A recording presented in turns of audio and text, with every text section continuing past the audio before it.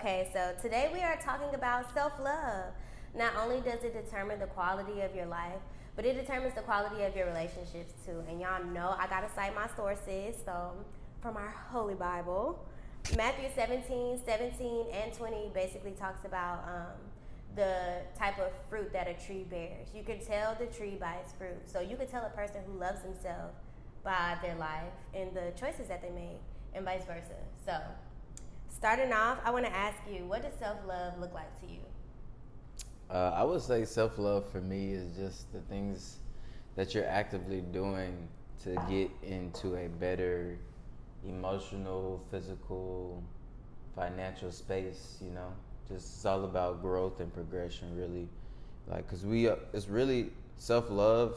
The thing about self love to me is about it's more about self awareness. Because in order to change anything about yourself, you have to first become aware of yourself. You gotta pay attention to you. Yeah, so I think a lot of self love is really going just inward to get the right expressions outward. I think I want to say that's the word I want to say. Yeah, so what I'm hearing from that is getting your inner together and let it be expressed outwardly. Yeah, just finding that balance to where you're not you're being 100% yourself. And okay with that.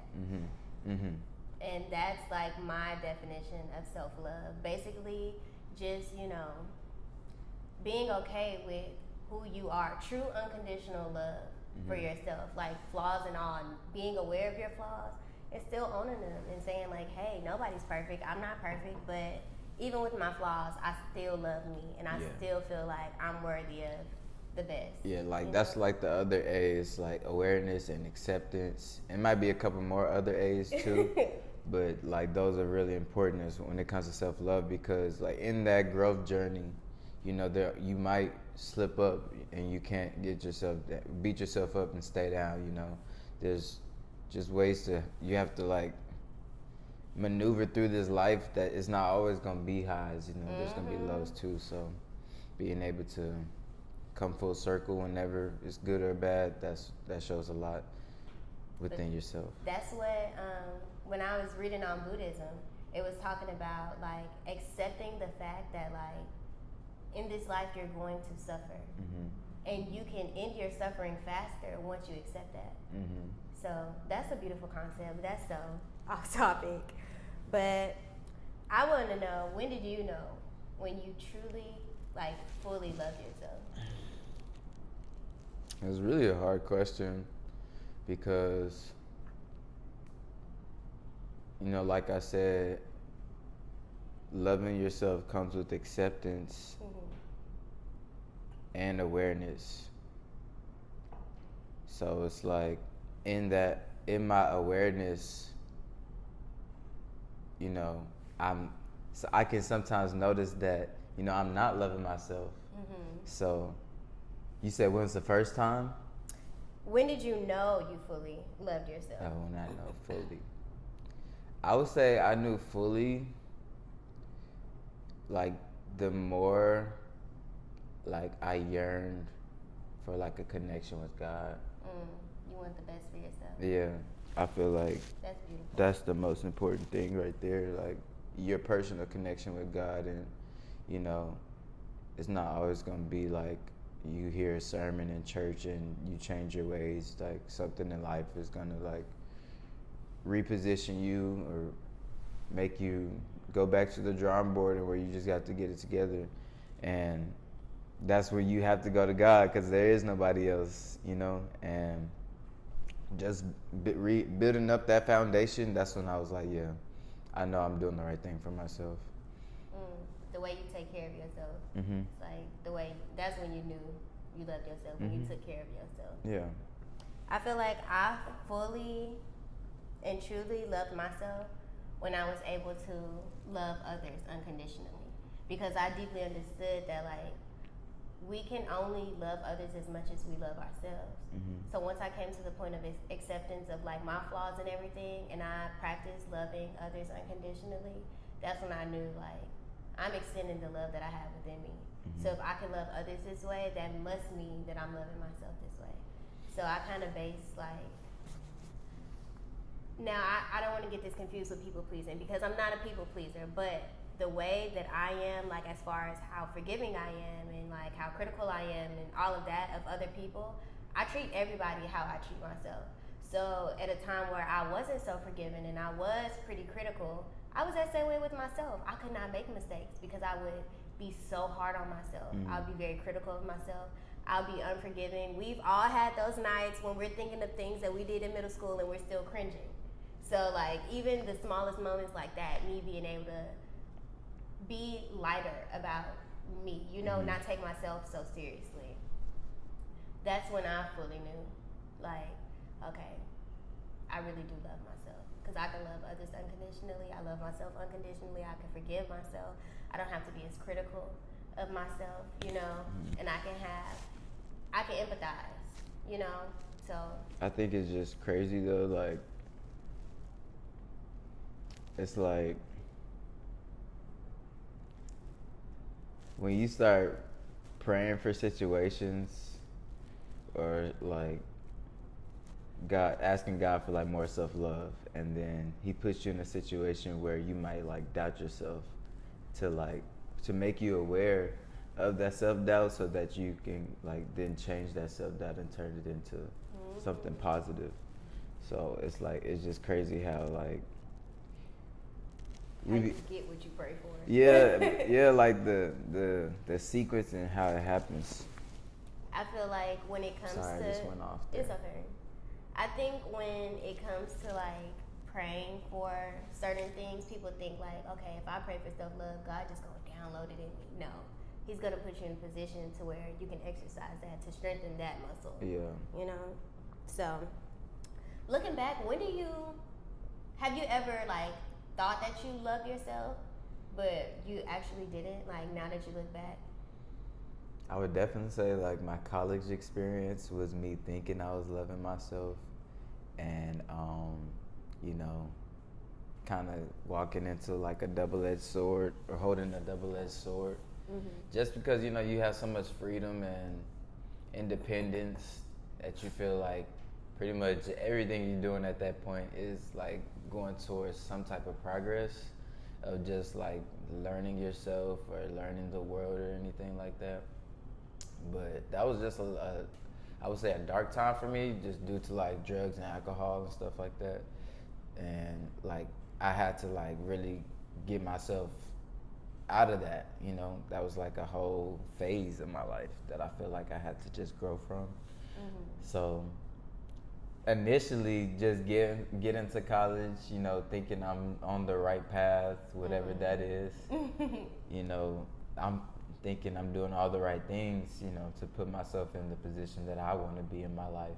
And all the distractions that was coming, you know, along the way, I was just considering that like good things. Everything was good because it all felt good, you know. But in reality, you know, I wasn't loving myself. You had no discipline.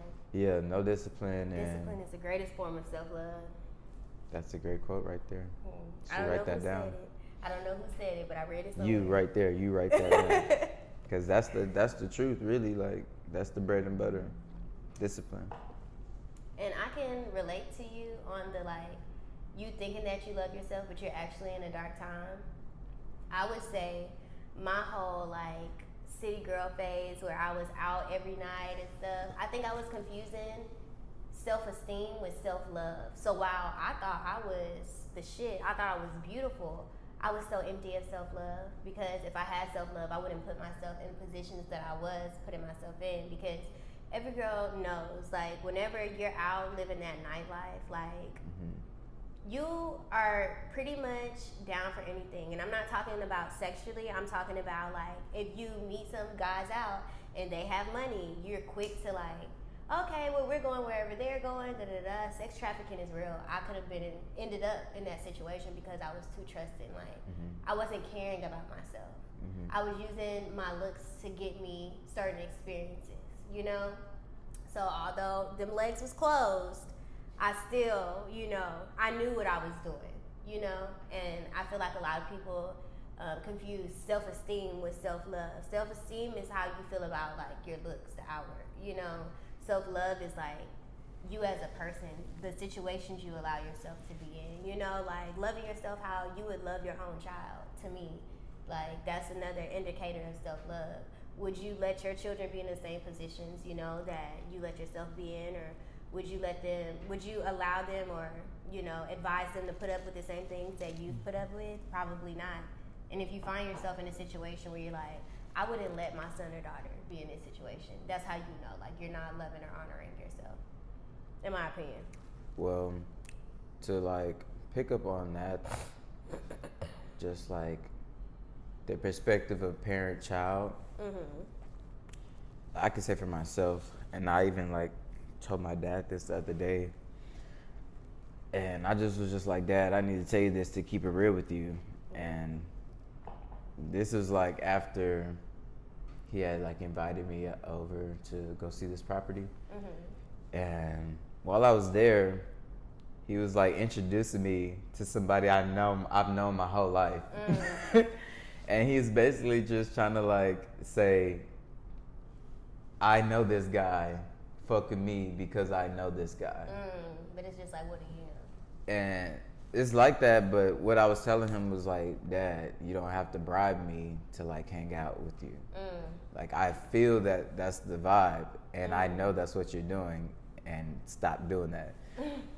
But I was saying, like before I said that, I was telling him like I just wanted to keep it real with you. Like I don't feel like you've been there for me in my life, like in times where I've needed you, and because of that, like there's like distance between us, and that's why our relationship is where it isn't, where it probably should be or could be, because I'm still struggling with the what did I say?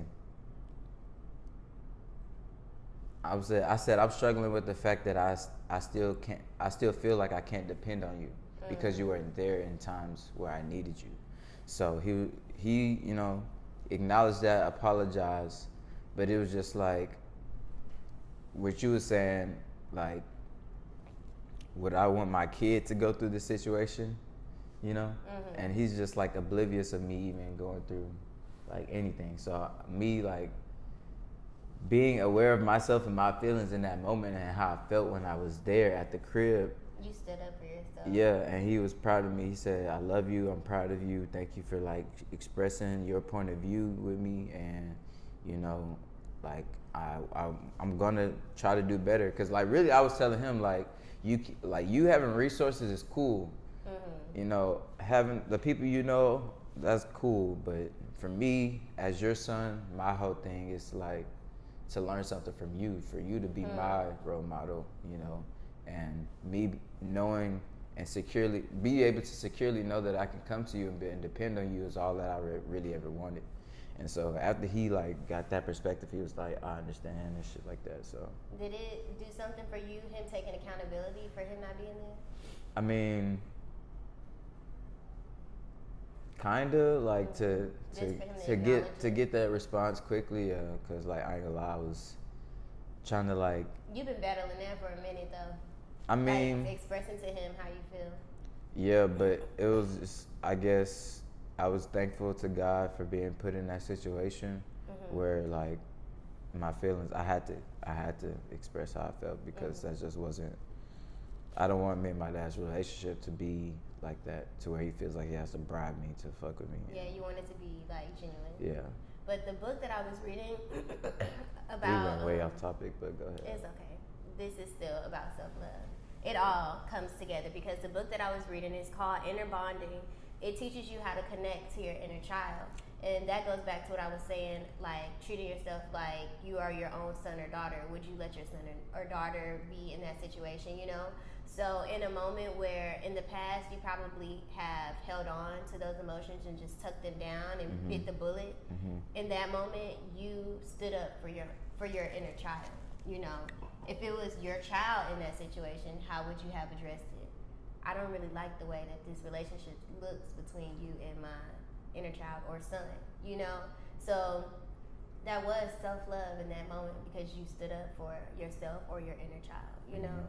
So just treating yourself as if you are your own child is a good tool, you know.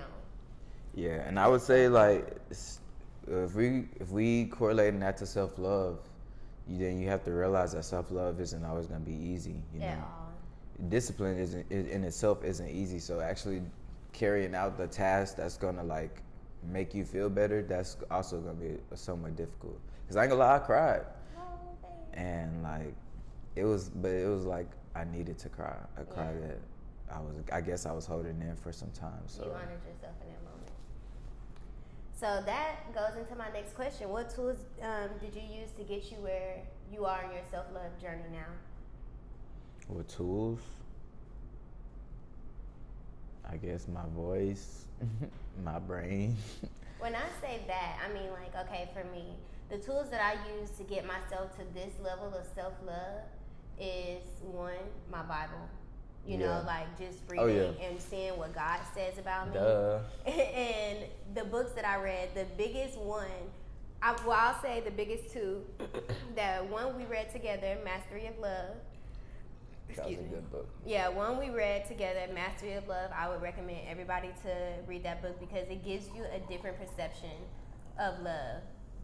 And then the second book that I read that I just spoke about, Inner Bonding, teaching you how to, you know, stand up for yourself or just treat yourself as if you were your own child. So if the self-love doesn't come naturally, you've been neglecting yourself for a long time, that practice of standing up for yourself or honoring yourself as if you were your own parent, that works wonders.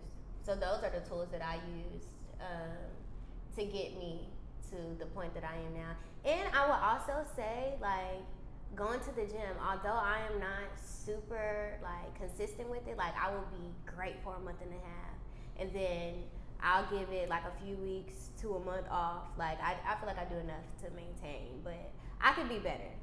But going to the gym, it does do something for me, like mentally. The mental headspace and the endorphins that are let off like during exercise does make me feel better. So I feel like that helped my self-love journey too. Exercise is definitely important. Plays a big, huge, very huge. I'm going Donald Trump with this. I was gonna say you tapping into your very huge. Mr. Teabag. Like there's a great reward in consistency in the gym because it will translate into consistency in other ways. Areas. Yeah, that is so true. So, what is your biggest takeaway from your self-love journey? Can you answer that first? My biggest takeaway from that's a deep question. That's what I'm saying. Like, I don't want you waiting on me for my answer. So okay, I think my biggest takeaway from my self-love journey was really to learn to love everybody unconditionally, honestly. Like being able to spot out the flaws and say, well, I love you anyway, how can I love you around this? You know?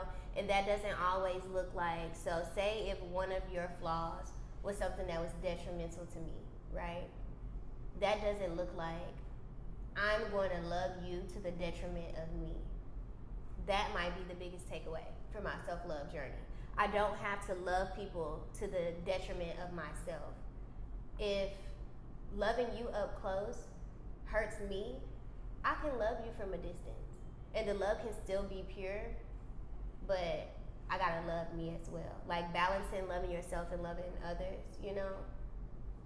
That's really unconditional love. So like that was my biggest takeaway, and that's something I'm very grateful that I learned is like the unconditional love, because that is very rare and a lot of people don't know what that fully looks like.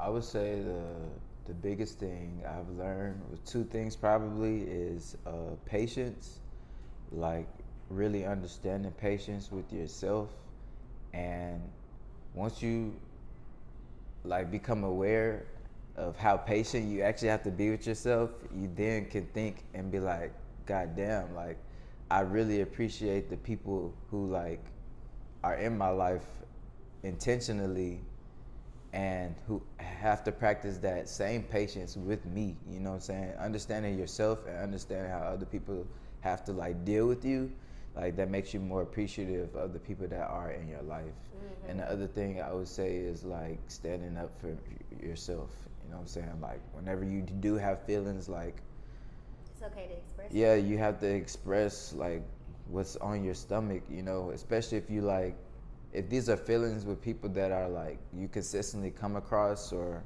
who are consistently in your life or in your area or what's it called?